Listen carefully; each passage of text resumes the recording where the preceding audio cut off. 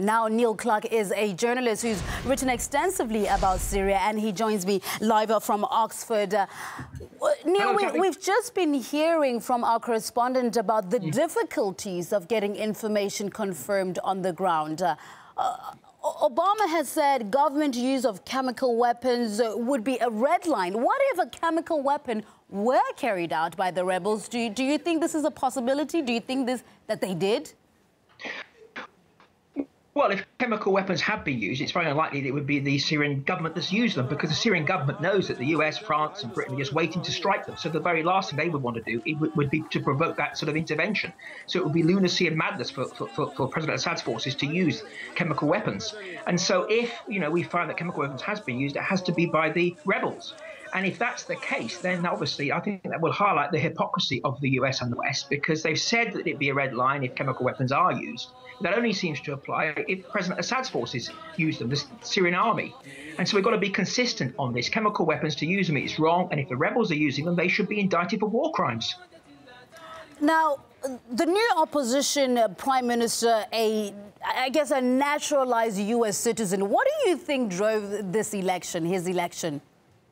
Well, it reminds me of the election, inverted commas, of Mahmoud Jibril in Libya. If you think back 2 years to the Libyan NTC, a very similar scenario. Mr. Jibril, like Mr. Hito, he had spent many decades in the US. He'd studied in the US.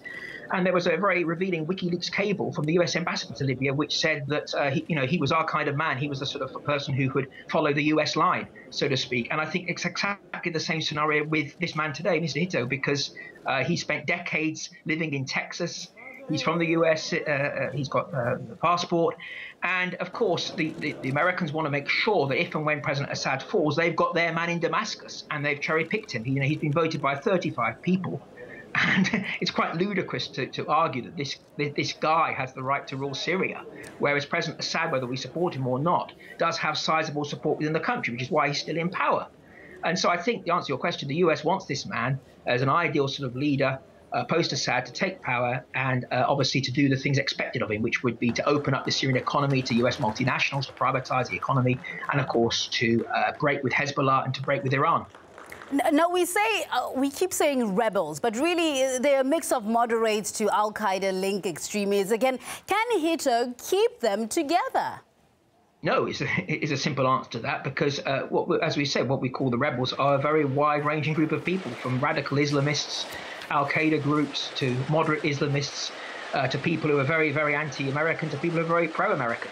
And he's got an impossible task here. And the biggest problem he's got is, of course, that the so-called rebels don't have majority support within Syria. They don't. This is why this conflict is still going on, because if President Assad was unpopular, as the US would like us to believe and Britain would like us to believe, then President Assad would have gone by now. The fact is that he does have sizable support in the country. People in Syria look at the rebels and say, no thanks, we don't want these people. They're very divided. We don't know what we're going to get. We're going to get radical Islam. We're going to get who knows what we're going to get if they take power. So they're rallying behind the government. So I think he's got an impossible task. Neil Clark, always interesting to hear your thoughts on this subject. Thank you very much for joining us here live. Thanks,